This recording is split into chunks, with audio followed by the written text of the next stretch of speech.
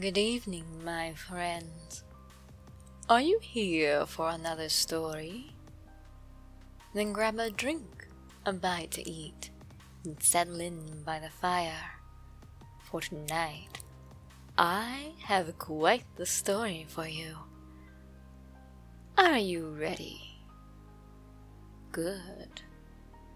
Then let us begin. Last time on this channel, I shared with you a story that my granny had heard from a trucker many years ago.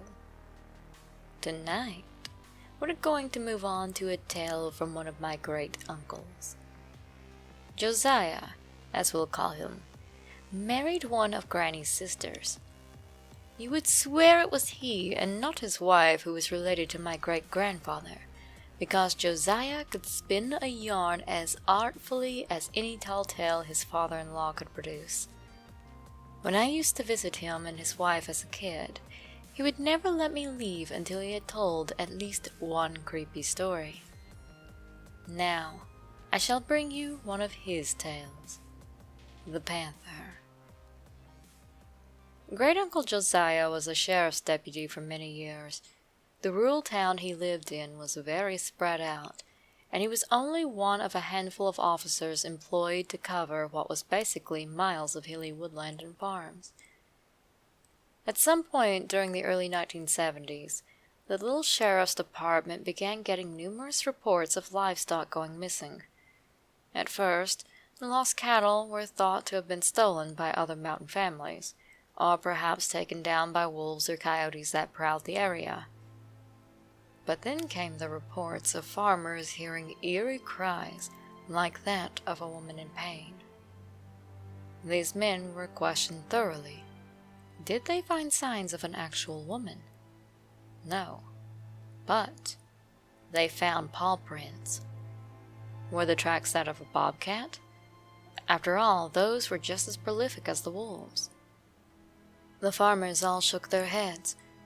The tracks were larger, much larger, almost 3 times as big.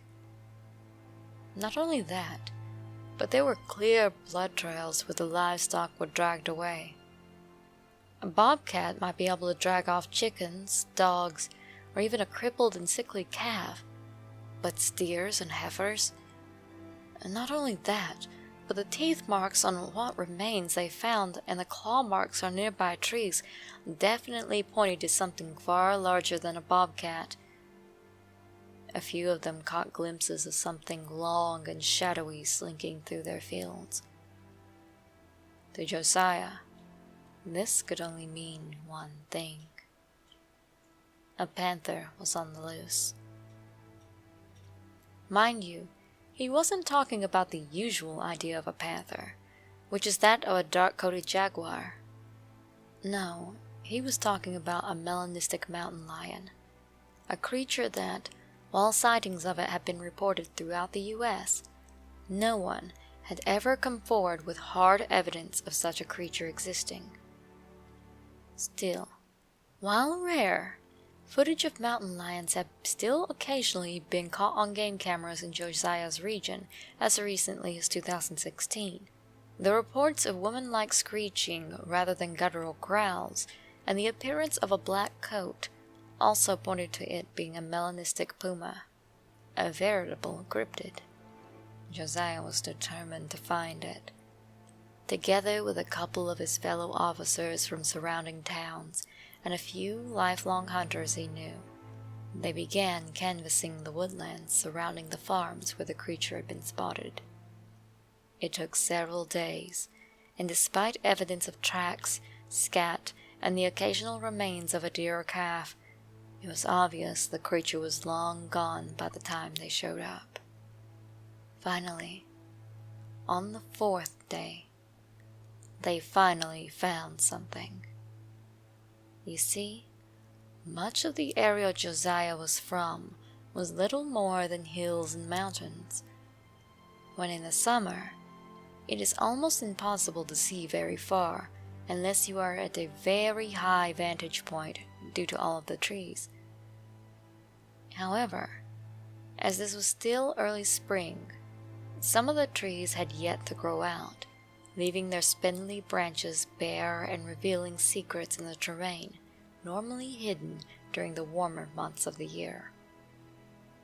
It was by sheer accident that one of Josiah's companions spotted the dark recess behind the trees far up on one cliffside.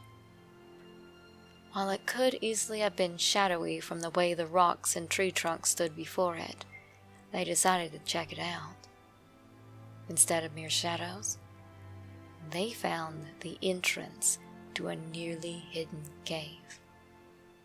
Armed with flashlights and rifles, the men headed inside, where they found a most macabre scene. Inside was littered hundreds of bones. Most had been gnawed upon, some gnashed down to splinters, but the men viewing them had lived in the country all of their lives and could easily figure out what creatures some of the bones belonged to. Squirrels, rabbits, raccoons, deer.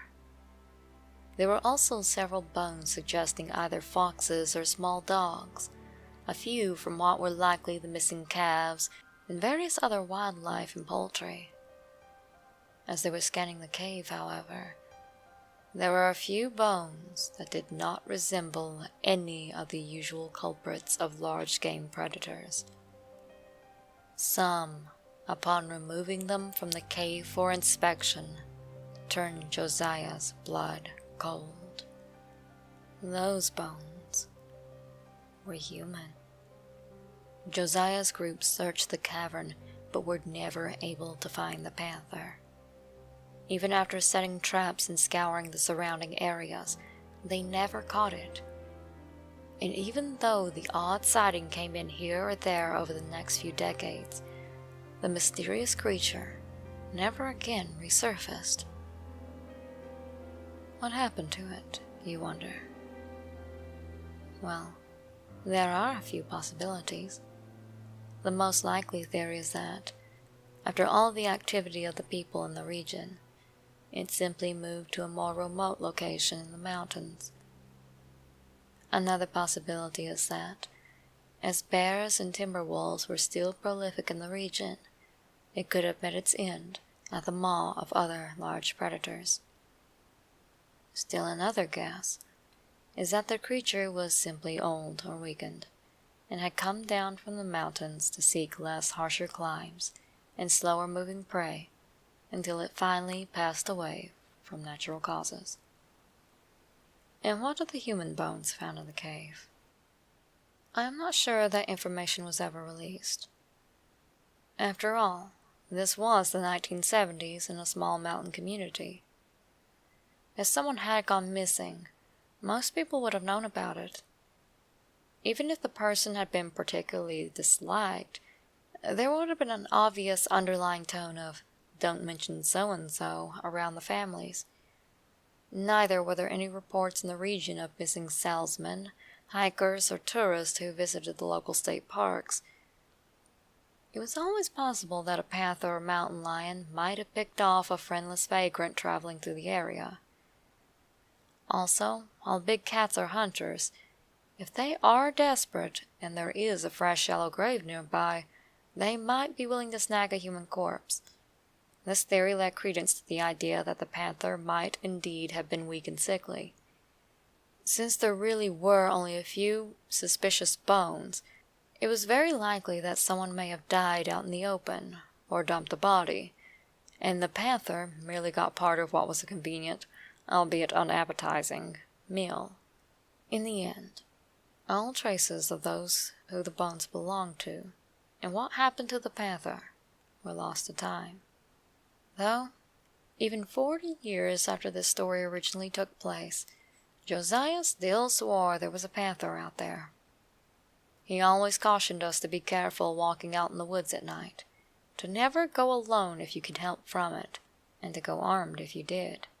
That, and if we ever heard a woman screaming, we needed to call the law instead of going after it. Because who knew if it would actually be a woman in trouble? After all, the region was home to so many eerie and unexplained things. It could be a woman, it could be a spirit, or maybe, just maybe, it was Josiah's panther out on the prowl, still hungry, still searching for its next meal.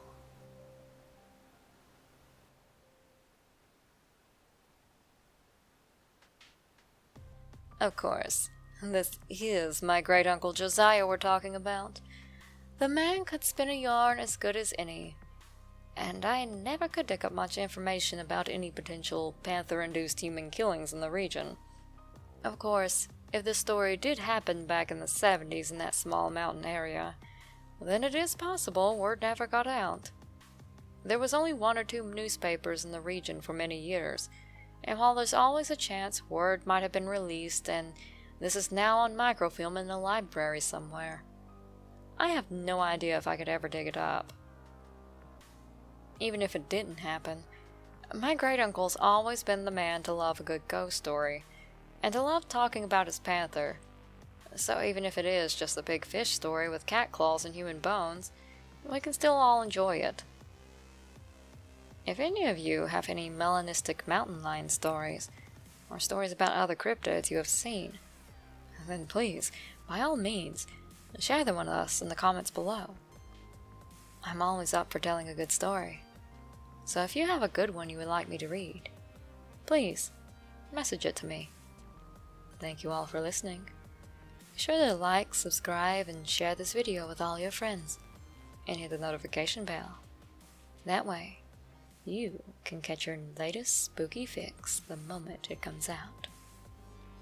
Good night, and see you all real soon.